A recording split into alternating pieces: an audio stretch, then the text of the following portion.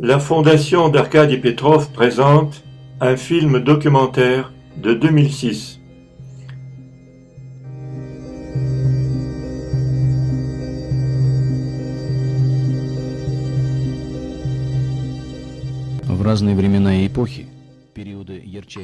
À différentes époques et moments de l'histoire, dans les périodes les plus marquantes des essors irréversibles, mais aussi dans les moments de décadence et de délinquance de la culture, apparaissaient sur la planète des hommes, apportant des innovations et des connaissances nouvelles. Ces connaissances et représentations étaient d'abord perçues par les contemporains comme absurdes et aberrantes, comme un rayon de lumière traversant l'épaisseur de l'océan et dissiper les ténèbres des anciennes représentations de l'univers. Mais le drame de la situation venait du fait que ces individus porteurs de nouveautés devenaient immanquablement l'objet de poursuites et souvent de persécutions impitoyables. Ce film est consacré à la défense d'un homme, cherchant de manière analogue à donner aux êtres humains des connaissances nouvelles dans le fonctionnement de l'univers et faisant l'objet de diffamation et même d'emprisonnement. Son nom, Grigori Petrovich Grabovoi. Le chemin couvert d'épines de Grigori Grabovoi.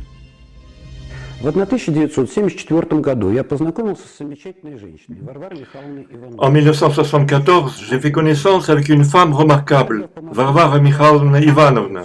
Je crains qu'elle ne se trouve plus parmi nous. Elle se produisait à Moscou donnant des conférences clandestines consacrées aux guérisseurs philippins. Elle-même était dotée de capacités particulières. Lorsqu'elle se trouvait dans un état de transe, on pouvait obtenir d'elle des réponses intéressantes, pourtant que les questions l'étaient également. Lors d'une de ces séances, je lui ai posé la question « Varvara Mikhailovna, aurons-nous dans notre pays, je pensais à l'Union soviétique, des maîtres, que nous désignions sur le plan historique avec un M majuscule ?» Et là démarra un texte. 1974. C'est un petit garçon. Il est né dans l'Asie centrale.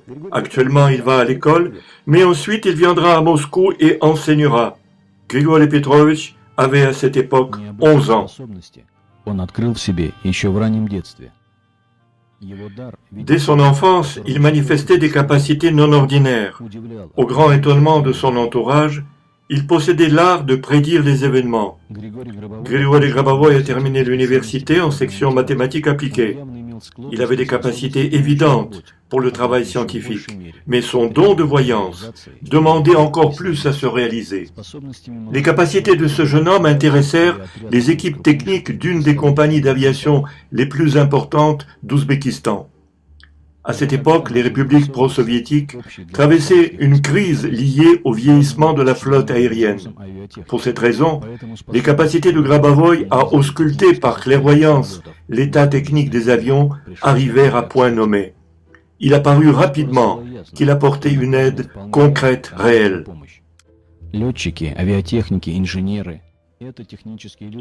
Les pilotes, les techniciens, les ingénieurs, ce sont des gens avec un mode de pensée rationnel.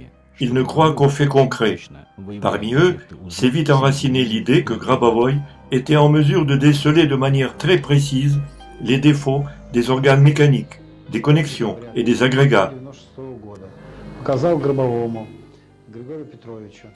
Le 2 décembre 1996, j'ai montré à Grigori Grabovoi l'avion TY-160, équipé d'un missile Burlak. Grigori Petrovich a aussitôt prêté l'attention à la faiblesse de la jonction arrière, à l'insuffisance de la solidité de l'empennage arrière. Et c'était vrai, car durant les vérifications opérées l'été, il y eut une destruction du stabilisateur de la quille en bout des ailes de cet avion.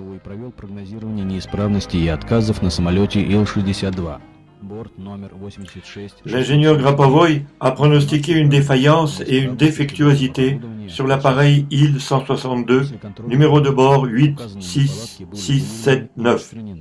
Défaut de l'équipement du tableau de bord et défaillance du châssis. Après contrôle et vérification, les défauts signalés furent mis en évidence et réparés. De telles attestations existent par dizaines.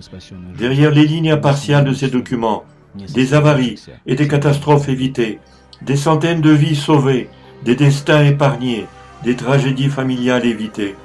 Le travail de Grabovoi dans les équipes de l'aviation l'a rendu célèbre. On l'a surnommé l'homme rayon X et on a commencé à l'inviter pour diagnostiquer les équipements les plus divers, machines, constructions et même la technique aérospatiale. En 1996, la navette spatiale américaine Atlantis connut de graves avaries. Dans cette situation extrême, Grigori Grabovoï fut invité dans le centre de contrôle des vols spatiaux situé près de Moscou. Après l'analyse de la situation, il a indiqué la cause du problème. Les travaux de réparation effectués, suivant ces indications, conduisirent au succès. La navette spatiale fut remise en état de vol normal. Je pense que dans sa situation d'homme, l'individu doit surmonter l'apparition de catastrophes, d'autant plus que la planète connaît beaucoup de problèmes écologiques et nucléaires. Le point essentiel dans ce travail est la préservation des êtres humains.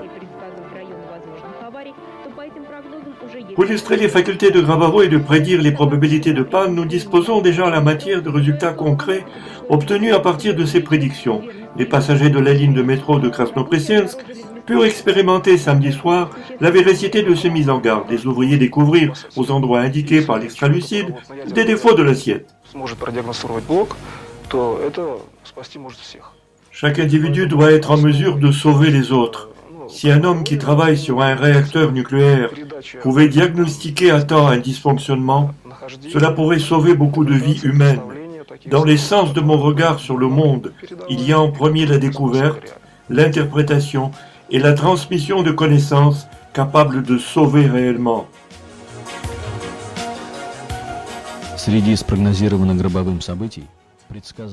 Parmi les événements pronostiqués et conjurés par Grabovoï, la panne survenue sur la centrale atomique bulgare de Kozlodoïevsk. Il avait prédit 6 mois à l'avance les événements tragiques du 11 septembre 2001 aux États-Unis, annoncé l'attentat terroriste de Nalchik en 2005 et une série d'autres événements. Grigori Grabovoï prenait de plus en plus conscience qu'il pouvait également apporter son aide en tant que guérisseur. Ses séjours dans différentes villes et sa pratique à Moscou lui permirent de guérir des dizaines et des dizaines de personnes gravement malades.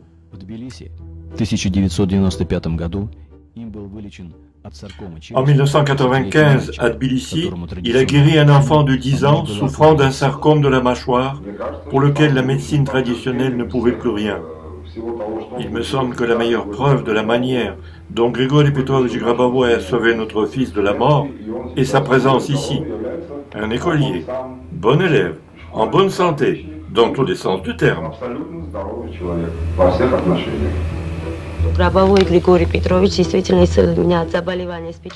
Grigori Grabovoï m'a guéri du sida au 4e degré. La délivrance d'une jeune femme de la peste des temps nouveaux, le sida, paraissait impossible, incroyable.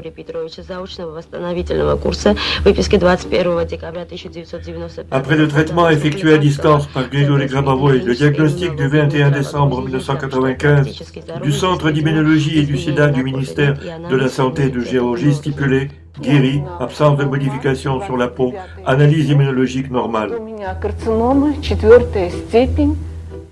J'ai appris que j'avais un carcinome du 4e degré. C'était le 29 mars. Cela signifiait qu'il me restait peu de temps à vivre. J'ai refusé l'opération et commencé le traitement. Comme il m'a bien soigné. Il y avait des heures de vérification de 22h à 23h. Je pensais à chaque minute que c'était ma chance et mon espoir. Je devais guérir. J'ai été ausculté et voici le document. Il stipulait malade, c'est-à-dire pratiquement une condamnation à mort.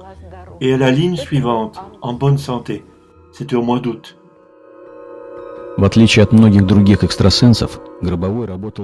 Contrairement aux autres extralucides, Grabovoï ne travaillait pas pour amasser une fortune ou devenir une télécélébrité. Seuls les gens qui le connaissaient bien comprenaient que cet homme accomplissait une mission dont il ne pouvait s'écarter d'un seul iota. Écoutons comment il a défini lui-même. Vu qu'il est indispensable de préserver l'homme d'une destruction globale, la solution la plus directe et la moins dangereuse consiste dans le développement d'une technologie de sauvegarde basée sur la conscience humaine. La technologie non rationnelle est une technologie permettant d'obtenir une information sensitive, technologie permettant de pronostiquer, des technologies permettant de travailler avec des appareils mathématiques spéciaux qui se modifient eux-mêmes en fonction des événements.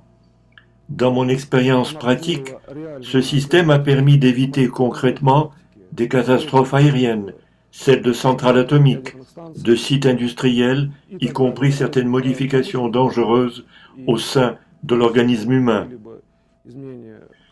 Tout ce matériel dont je parle repose sur une pratique expérimentale solide.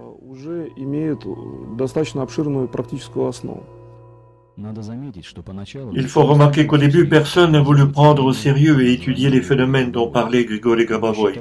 On a commencé à le percevoir comme un super extra-lucide du genre de Kasperovski ou de Tchoumak. À cette époque, peu de gens prêtaient attention au fait qu'il était en train de créer un enseignement original et complexe relatif à la construction de l'univers, capable de donner une base exhaustive pour chacune des directions de son travail.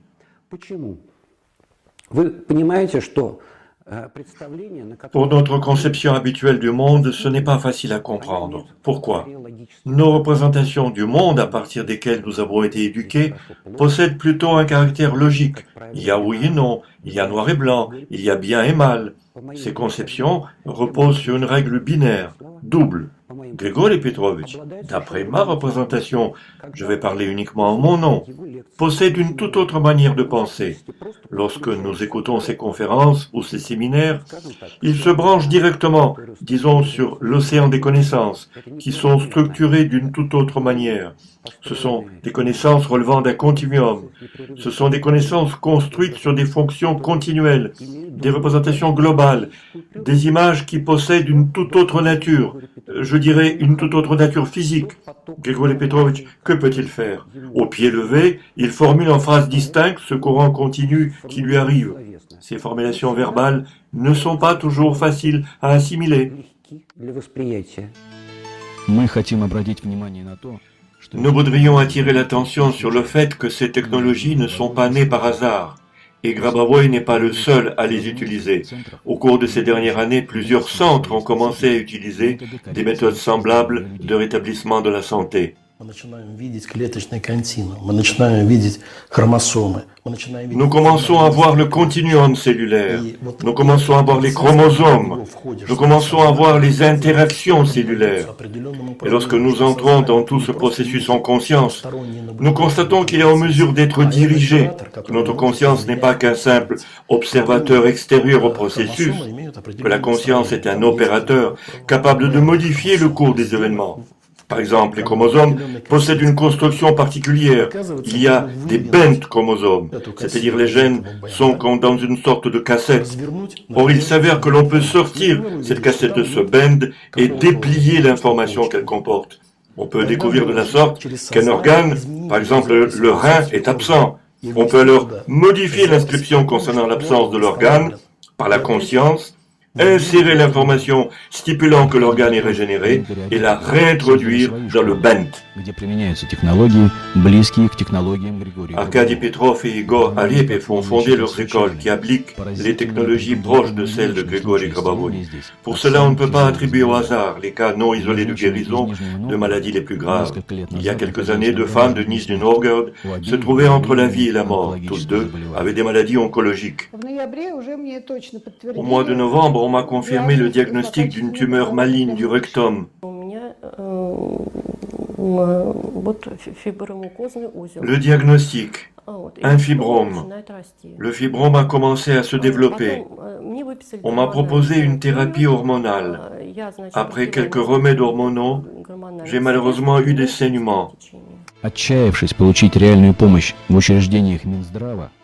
Ayant perdu l'espoir d'obtenir une aide réelle dans les établissements médicaux officiels, toutes deux se sont adressées au centre de Arkady Petrov.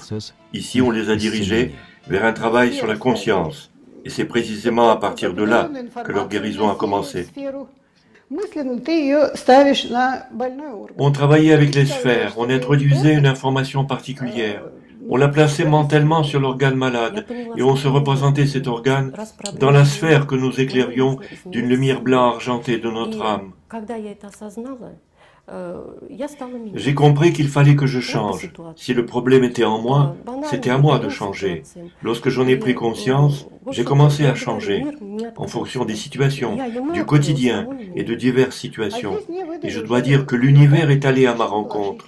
Je me suis ouverte à lui et lui à moi. On m'a donné le résultat, il était complètement positif. Cela signifie que tous les processus malins dans mon organisme avaient été annulés. Dans la pratique de Grabovoi et de Petrov, de tels cas sont suffisamment nombreux. Les raisons de ces résultats sensationnels, non encore assimilés par l'opinion publique, proviennent d'un rapport nouveau à l'homme. La clé de la réussite réside dans le travail spirituel. Je pense que tout le monde est capable. Il faut tabler sur le salut de tous, c'est-à-dire sur le développement harmonieux de la société. Les personnes recevant ces connaissances vont de ce fait effectuer le même travail que celui pensé par le Créateur. Pas concrètement le même, mais semblable. Travailler sur une base spirituelle, sauvée, régénérée à partir de l'âme, originellement créée par le Créateur. Alors n'importe quelle technique, n'importe quel développement technique ne présentera pas de danger pour l'univers, parce que l'homme dirigera la technique à distance. Le développement fluctué de nouvelles technologies de soins provoque un énervement et même une opposition active des personnes liées à la médecine traditionnelle, aux conceptions orthodoxes de l'Église et à celles des écoles de psychologie.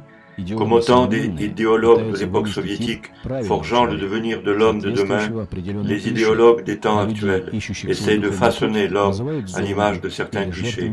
Les personnes empruntant leur propre chemin spirituel sont appelées des zombies ou bien considérées comme victimes de sectes.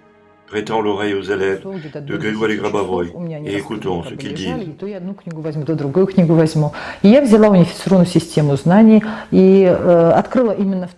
En mars de l'année 2003, il était 10 heures du soir. J'avais quelques livres ouverts devant moi. Je prenais un livre, tantôt un autre.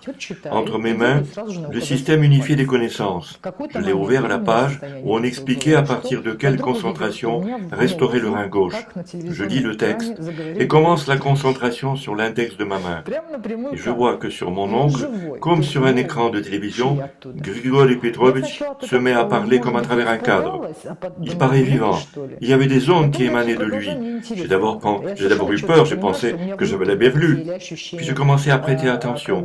Je comprenais de manière très nette qu'à l'intérieur de moi, dans mon corps, il y avait la sensation non pas de ralentissement, mais précisément d'une concentration très intense. Je ressentais mon corps, mais en même temps, c'était moi, comme si je ne m'y trouvais pas. J'avais l'impression que tout l'univers était en moi. Je voyais toute la terre. Et cette impression était très familière. Comme on dit que j'étais en état de grâce. Voilà l'impression. Durant ma vie entière, je cherchais des réponses à mes questions. Dans quel but l'homme arrive-t-il sur Terre? Quel est son objectif de vie? Et cette question, cette fois, m'a amené vers l'enseignement de Grabovoi. On m'a offert un livre de Grigori Petrovitch. J'ai commencé à le dévorer et me suis rendu compte que c'est précisément ce qu'il me fallait. J'ai commencé à l'étudier goulûment. Vous comprenez, lorsque la gestion de la vie s'effectue sur le plan de la création et de l'harmonie, tout se réalise, c'est-à-dire que nous entrons dans la gouvernance de la réalité. De la même manière, nous opérons le rétablissement de notre santé. Si auparavant nous le faisions de manière inconsciente, à présent, grâce aux méthodes de Grigori Petrovitch, nous le faisons en conscience et les vitesses de réalisation augmentent.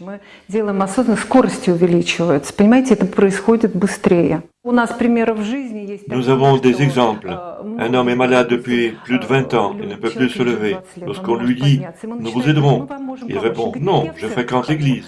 Pendant 20 ans, tu vas à l'église et tu ne t'es pas relevé et tu continues à être malade. Alors que là, le travail se fait très vite.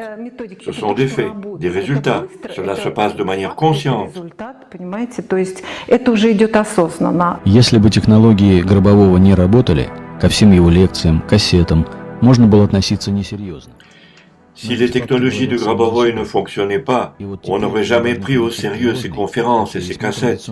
Mais les faits parlent d'eux-mêmes. Mais à présent, nous devons passer à un thème inquiétant, bien que traditionnel. Ce thème concerne les précurseurs, persécutés par la majorité conservatrice. Cela s'est produit durant toute l'histoire. Pourquoi? On a toute raison de croire que la capacité de découvrir de nouveaux aspects de l'existence a déjà été introduite par le Créateur en chaque homme. Malgré cela, Chez la majorité des personnes, ces capacités ne sont pas encore développées. Seuls quelques élus peuvent les obtenir dans un état de conscience habituel. On les appelle des initiés. La conscience collective, construite durant des siècles sur un assemblage de stéréotypes, avait du mal à intégrer les appels des éclaireurs spirituels. Il est arrivé plus d'une fois que les plus idéalistes d'entre eux furent victimes de poursuites et de persécutions. Il semble qu'avec Grigori Grabovoi, nous assistons au même phénomène.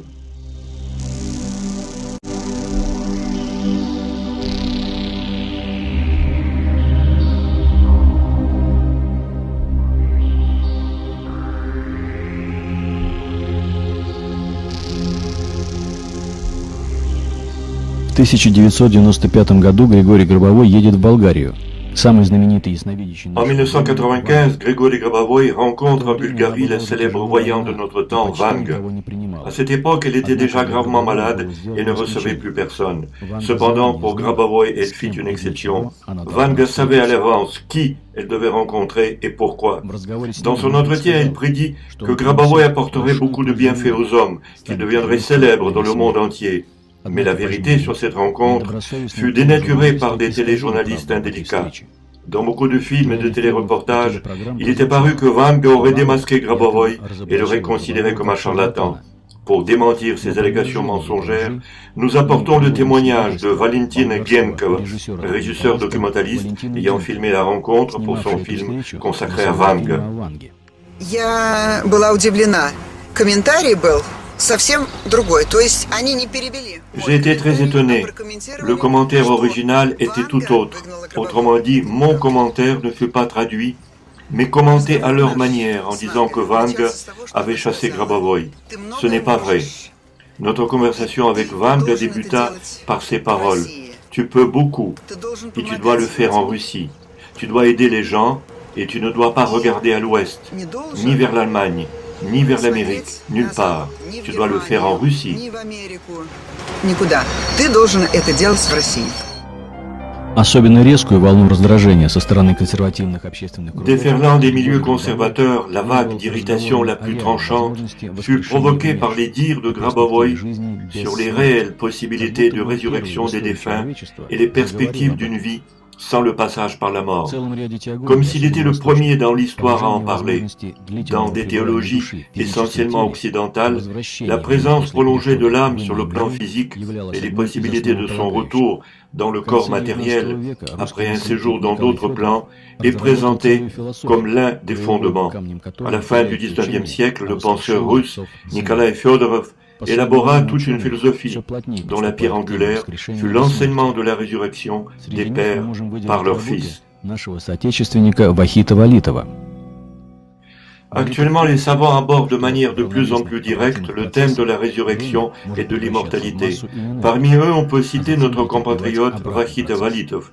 Valitov met en évidence que dans l'équilibre des processus réversibles, le temps peut se transformer en masse et énergie, et ensuite donner lieu à un processus inverse. Il en résulte, d'après Valitov, que la résurrection des morts dont parlent tous les textes sacrés est tout à fait possible. Avant Grigori Grabovoi, on parlait de la résurrection comme de quelque chose d'improbable, en tous les cas de possible uniquement dans un avenir lointain. La mort a toujours été considérée comme un élément incontournable de l'existence. Grigori Grabovoi fut le premier à affirmer que la mort n'est pas un événement naturel. Le Créateur est éternel. Il crée uniquement ce qui est éternel, c'est-à-dire ce qui est à son tour créateur. La question est dans le fait qu'il nous a créés libres, à l'image de sa propre liberté. Ce qui fait que chacun a le droit de choisir, ou bien d'assimiler ses connaissances et créer, ou bien ne pas le faire. La question est dans le libre choix de chacun. Lorsque l'on choisit la création, la vie devient éternelle. Et lorsque nous adoptons une telle qualité de conscience, nous devenons éternels. Скрытое раздражение ортодоксальных клерикалов, а также части властных структур, L'irritation insidieuse du monde clérical orthodoxe, de même que celui de certaines structures du pouvoir, ont manigancé l'une des plus ignobles et perfides machinations journalistiques lancées par le journal Les Известия et repris en masse par la grande presse. Il fut relaté que Grabovoï a promis de ressusciter pour le 15 octobre 2005 les enfants péris à Beslan. On a accusé Grabovoï de sacrilège et d'avoir voulu s'enrichir sur le dos de cette tragédie. Que s'est-il passé en réalité? Est-ce que Grabovoï ou l'un de ses élèves est allé à Beslan?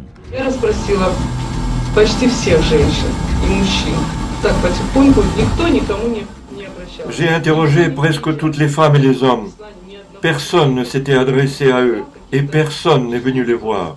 Il n'y a pas eu d'homme à Beslan qui aurait, comme ils disent, offert ses services pour ressusciter les enfants.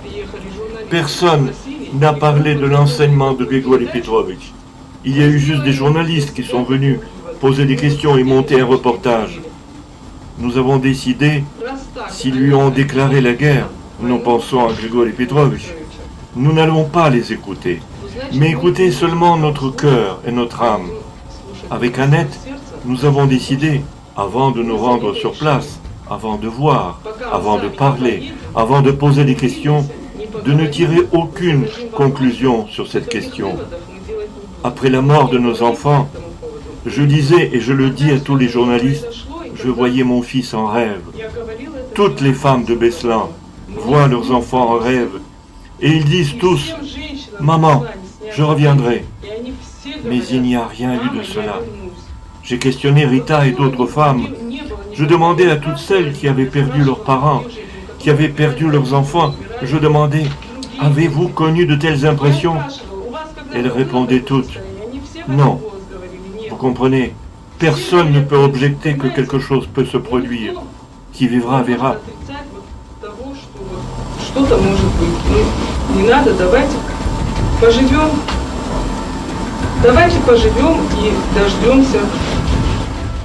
Нечистоплотные журналисты, имевшие целью оклеветать Гробового, des journalistes indélicats ayant pour but de calomnier Grabovoï, qui venait d'annoncer la possibilité de sa candidature aux élections présidentielles de 2008, ont honteusement dénaturé les faits de la tragédie de Beslan et arrangé des dates sans rapport avec elle. Nous avons été à la rencontre de Grigori Grabovoï au mois de septembre. C'est là qu'est apparue l'information concernant la date du 15 octobre. Mais cette date du 15 octobre fut avancée comme celle des pronostics mensuels. Les gens se rencontraient, ce sont des clairvoyants, des pronostiqueurs qui travaillaient avec Grigori Petrovitch. Ils fournissaient des pronostics sur des situations critiques pouvant surgir dans différentes régions. Nous avons écrit à plusieurs reprises, donné des interviews. Nous avons découvert l'enseignement de Grigori Grabovoï tout à fait par hasard. Nous sommes tombés sur un livre en novembre, à Odessa. Il s'appelait « La résurrection et la vie éternelle » font désormais partie de notre réalité. Nous avons étudié ce travail scientifique. Nous comprenions intellectuellement que ce travail se situe à la frontière du fantastique, mais notre âme et notre cœur l'acceptaient. Nous avons décidé alors que ce travail méritait une étude approfondie. De toute façon, cela concerne nos enfants. La résurrection est une question de foi.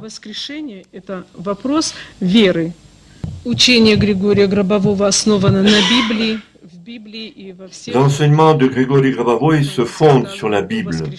Dans la Bible et dans toutes les religions, il est question de la résurrection, ce qui fait que cette croyance est présente dans l'âme humaine.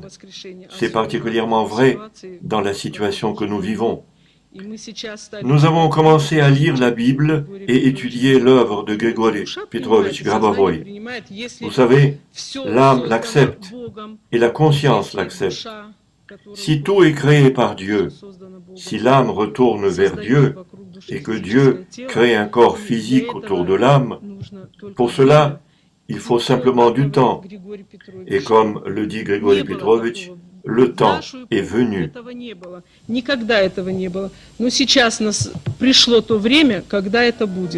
Однако и после всей этой клеветнической кампании... Même après la campagne de calomnie concernant Beslan, les persécutions contre Grabovoi ne s'arrêtèrent pas. Le bruit courut qu'il prenait 39 100 roubles pour une consultation, qu'il promet une résurrection rapide des proches. Des insinuations salaces se déversèrent également sur la vie personnelle de Grigory Petrovitch. Sur le canal NTV, on montra une dame exaltée qui se faisait modestement appeler l'impératrice de l'univers. On affirma qu'elle était l'épouse de Grabovoi. Imaginez à quel point ce fut pénible pour Elena Borisovna, la véritable épouse de Grigory Petrovitch, d'entendre cette campagne sordide et de continuer d'élever dans ces conditions leurs 3 enfants. Peu de temps après, les opposants à Grabovoi montèrent une provocation visant à fournir un prétexte à une arrestation. L'exécutant de cette mission fut le journaliste de la Komsomolskaya Pravda, Varsobin. Il alla chez Grabovoi avec le montage d'un photorobot réalisé à la rédaction et lui demanda de le ressusciter. Grabovoi aurait promis de le faire. En se basant sur ce fait, on accusa Grabovoi d'escroquerie et on procéda à son arrestation. Воскрешение по обобщенному образу. Воскрешение по обобщенному образу.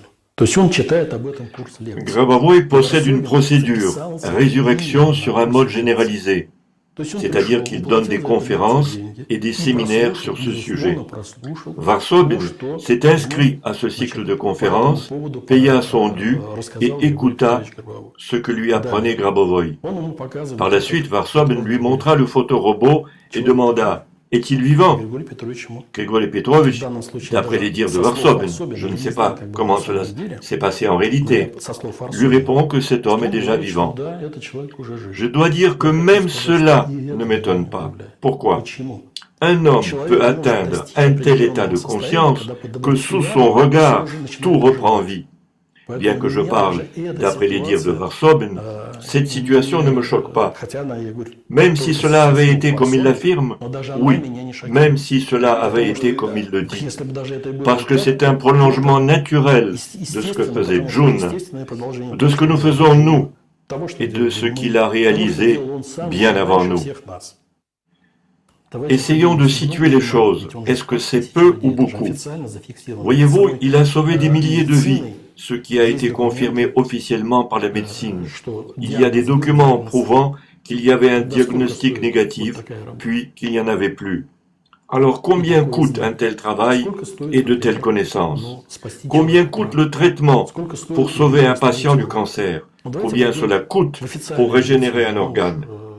Considérons la médecine officielle. Elle ne s'occupe pas de résurrection, mais de transplantation d'organes.